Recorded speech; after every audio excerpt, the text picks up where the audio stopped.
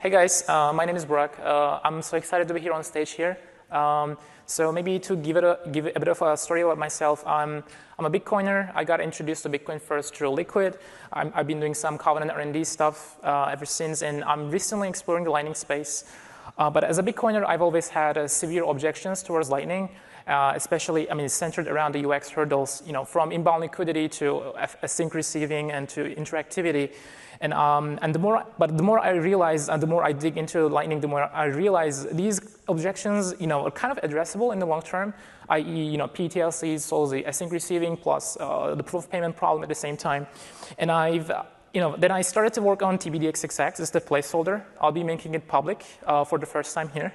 I'm so excited for it. I've been trying to communicate the idea over the past few weeks and other conferences, but I think I think it's mature enough. The idea, it's been evolving over time.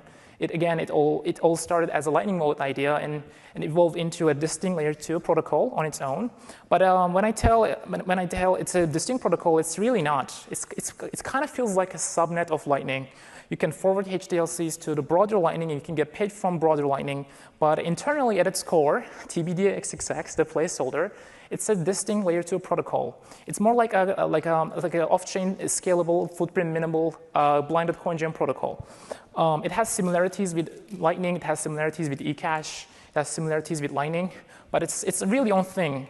And it again all started like 6 months ago, a few months ago. I've been trying to address Lightning issues and wanted to build a Lightning wallet to address these UX hurdles. At some point I realized, okay, what I'm working on doesn't really look like Lightning. It looks like its own thing. And I thought it's best to present it as a new layer 2 primitive. So to get into that first, let's look at the current state of Lightning. We're seeing, unfortunately, a stagnated growth in number of custodial Lightning usage, and this data is from Bitspace number of nodes across all networks. But interestingly, we're seeing a spike in custodial Lightning usage. There is an exponential demand for it.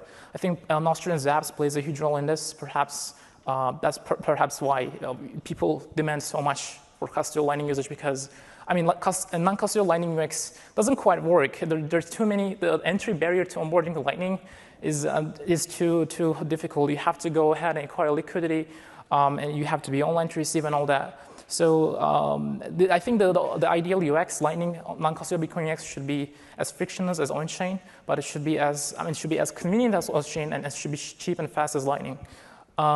But it's not only the UX the problem. The Lightning is a layer 2 that heavily relies on the base layer to open channels in the first place, so to speak. But things like channel factories, they help. You can batch a bunch of channels in one, but you have to still sometimes touch on-chain, right? You have to close channels. So it still heavily relies on on-chain, and we're seeing that with recent incidents like ordinals craze and all that. So Lightning infra kind of become unreliable, unsustainable over the past few weeks and all that. But the point is, it heavily relies on base layer, and I'm kind of also trying to address that too. And I run the numbers. In fact, it takes 100 years to onboard the whole planet onto Lightning Network if we are assuming we need 4 channels per human, and channel opening takes although we can open channels in a batch transaction, I'm assuming a channel takes a few hundred VBytes each. So I'm working on this alternative layer 2. It aims to address all these pain points from inbound liquidity to interactivity to even privacy. So it's called ARK, previously known as TBDXXX, the placeholder. I think it's a cool, catchy short name. I'll be posting the Bitcoin Day mailing list in a few days. I've also got a website, so you can find more info if you're interested in more details. So ARK is not a state channel. It's not rollup. It's a new scaling category. It's in fact a new privacy category too. So it is. There are dozens of ways to describe what ARK is, but I think I like this one-liner. It is like eCash, but it's trustless eCash. In eCash, you have a central server in the middle. It can rug pull, you can inflate Bitcoin, whatever. Here, it's like a hub and spoke model. You have service providers in the middle, just like LSPs. We call them ASPs, ARK service providers. So ARK service provider is like a blinded coin join coordinator. It creates coin join runs, a very rapid coin join runs in every 5 seconds, and they are also running LSPs. They're also LSPs. They're also running nodes on the network with well-established channels. The idea is to make a Bitcoin payment, scale Bitcoin payments in rapid coin join transactions. So whenever you make a payment, that payment on the protocol, it takes place in a coin join round. So the anonymity set is everyone. who involves in a payment. It's just like eCash, right? The central coordinator, like the gateway, the service provider, cannot link the sender and receiver because it's a blinded mixing in the middle. But obviously, it's a distinct layer 2. You can do unilateral exit to layer 1, so you don't have to ask for corporation permission with the gateway, EK in this case, service provider, to exit to layer 1. So the protocol has no inbound liquidity constraints. Unlike Lightning, I think inbound liquidity is the the biggest UX hurdle of Lightning. Like the entry barrier is so high. Imagine like you orange pill someone for the first time. Simply cannot send payments. You cannot forward HDLCs. Simply there is no channels established in the middle. What happens is typically you get a submarine swap, but submarine swap inherently doesn't scale them by itself. So, and I mean, Lightning is a network of payment channels, and it's fundamentally constrained by the liquidity deployed on these channels. So ARK addresses that too. So it's like it mimics the on-chain UX. You have a dedicated address from which you can get paid and can pay to, similar to silent payments. It also has nearly zero on-chain footprint. I'm maybe exaggerating a bit, but the footprint is so minimal that it's negligible. So the coin join transactions, so you have like a new coin join run every 5 seconds, but the coin join transactions that hit on-chain is super minimal. It's like 500 VB in size. Like you have like one input, one output. Everything else is a commitment. And there's no payment link between the sender and receiver. Unlike Lightning, Lightning does a bit of a better job in privacy compared to on-chain, but I mean, it's a hub and spoke protocol, right? The hubs in the middle can comply with OFAC or Clio to extract the payment route because your payment is linked through the HDLC Bolt 11 hash identifier along the road. Here it's a coin join, so you make a payment in a coin join every time. It's really hard to link payment from the sender and receiver. So here's a comparison table comparing ARK to Lightning and on-chain. I think this gives you a clear understanding of the distinction between the two, the three approaches. So non-interactivity-wise, ARK is something we can build on Bitcoin today if we compromise on interactivity. If we have covenants, however, we can make it non-interactive, just like on-chain wallet UX. So how on-chain funds flows, right? You have an on-chain Bitcoin wallet, you have an address, you can go offline, you can receive anytime.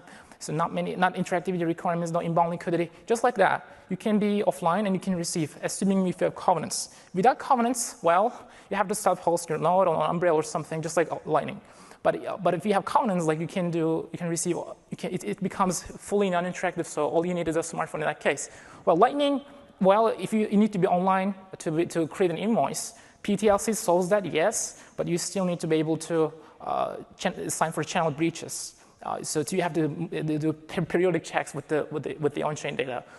This is not the case with ARK. It's not a safe channel design. We don't have penalty mechanism in place. So it's perfectly non-interactive.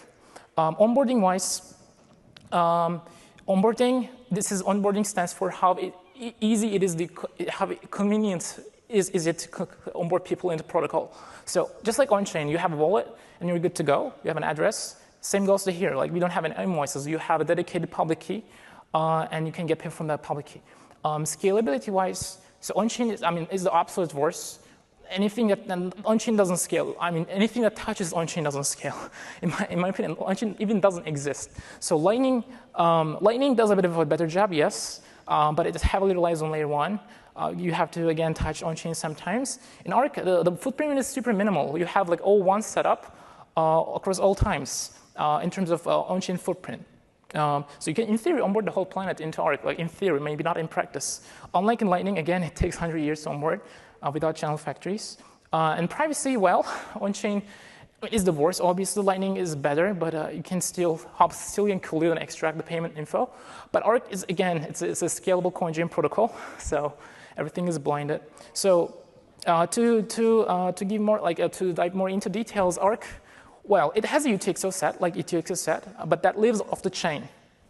We call them virtual UTXOs, or VTXOs in short. So when you make a payment, you destroy VTXOs and you create new VTXOs. So it kind of mimics the on-chain UX. So you have a piece of software, wallet client, it has the UTXO set, and you coin select, destroy, you join a coin join session and you destroy them, you create new ones.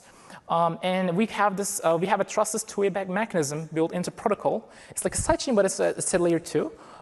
It's a trustless two-way pack. You can pick into protocol with a process called lifting. You can lift your UTXO off the chain to get a one-on-one VTXO under a shared UTXO model. So shared UTXO, you're probably familiar with it, channel factories, coin pools. It's a similar design. You have a single shared UTXO with a bunch of nested VTXOs under that shared UTXO. And you can lift them, and you can lift UTXOs by batching them in one transaction under a shared UTXO. From the shared UTXO, you can reveal these VTXOs anytime without asking permission from your channel partner, in this case, your service provider. So this shared UTXO is a bit special. It has like two sort of closures. In the first closure, anyone can reveal the content of this shared UTXO within 4 weeks. And after 4 weeks, the second closure, the service provider who funds the shared UTXO in the first place can claim this shared UTXO after 4 weeks. So the service provider is like a coin join, like a blinded coordinator in the middle, and it also provides liquidity to protocol, just like LSPs. But it's also a blinded coordinator. It's also an LSP. It has a routing node, but it deploys liquidity to protocol and charges liquidity fees in exchange. And so that you have a coin join round. In every round, you have a shared UTXO. You fund it, and it expires in 4 weeks. And we're assuming all nested VTXOs under the shared UTXO, all users, to claim spend their funds within that 4-week time frame. So that after 4 weeks, the service provider can sweep the output without revealing them one by one in a footprint minimal way. So that's one of the tricks. And lifting, again, you have a UTXO. You can lift that off the chain for a virtual UTXO. And once you're in the system, when you lift a UTXO, you can acquire VTXO from someone else, or you can lift it off the chain by yourself, aka the peg out. And once you're in the system and once you have a VTXO, you can hand over to someone else, just like how on-chain funds flow, right? You destroy one, you create a new one. And this happens off the chain. This is the footprint minimal coin. This happens in a coin join, footprint minimal coin join. You can similarly pay Lightning invoices by destroying your VTXO, by adding an HDLC to the shared UTXO. And from there, the service provider forwards HDLC to the broader network. Again, it's like a subnet of Lightning. You have internally at its core, you have these virtual UTXOs, floating in a protocol, and you can pay invoice to get forward HDLCs to the broader Lightning. You can get paid. And of course, you can do unilateral exit to layer 1 from your virtual UTXO. So it's a coin join, right? Just like coin join, you have like 3 phases: the signing inputs registration, the output registration, and the signing phase. So when you want to make a payment, you have VTXOs. You coin select VTXOs on the left. So on the left, VTXOs, we're destroying them. On the right, we are creating new ones. So you coin select your VTXOs. You want to make a payment, and then you join a coin join session. And you registered your VTXOs one by one, and you get blinded credentials in exchange from the service provider. And then based on the blinded credentials, you join the next session to register for this time for the outputs, the payouts.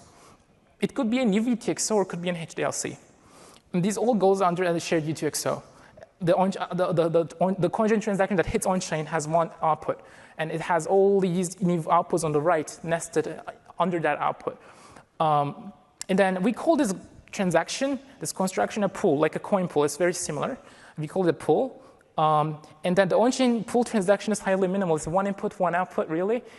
So when you join a coin join, you're not supplying your VTXOs to this coin join because they live off the chain. It's an on-chain. You cannot supply. The service provider supplies input with their own on-chain funds. This could be one input or more. Could be like a few inputs, but ideally it's more 1 or 2 inputs. And in exchange, the ASP, the service provider, provides liquidity with their inputs, on-chain funds, in exchange for the redemptions, VTXO redemptions off the chain. It also has one output, and the output has a bunch of nested VTXOs under this output. So it's a distinct coin join protocol. These pool transactions, we have a new pool session, like a coin join session, in every 5 seconds, provided by the service provider. Service provider is a coin join, a blinded coordinator, right? It provides liquidity. It's also a blinded coordinator. It creates a new session. And this session, the pool transaction is a minimal Bitcoin transaction. And you create as a service provider, from a service provider standpoint, I create a new coin join, a pool transaction in every 5 seconds. And then anyone can join the protocol. If I'm censoring one, you can just do a unilateral exit. Or if I'm non-collaborative or I'm responsive, users can unilateral exit anytime. But in a happy case, in a whole collaborative case, I can I can simply join a CoinJoin session and register my VTXOs. You create new ones, even forward HDLCs. And then the footprint is highly minimal. So thank you guys, that's all. I think that pretty much sums it up. So if you're interested in learning more, we just released a website, arkpill.me. So we have like a brief explainer. We have like a tech-savvy, like a wizardry explainer. We also have a fact session. And feel free to, anytime reach me out on Twitter. I'm Burak, quite a distinct name on Bitcoin Twitter, and you can of course feel free to visit arkpill.me if you're interested in learning more. Thank you for listening, everyone. All right.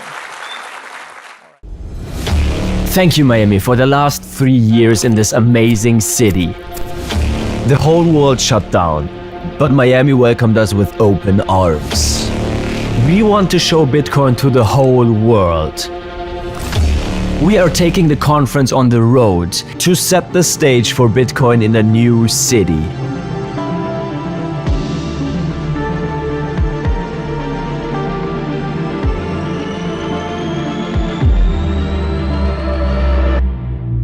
Nashville. Bitcoin 2024 is coming to Nashville in Tennessee, a city that is known as a music and freedom city. Bitcoin 2024 in Nashville from July 25th to 27th.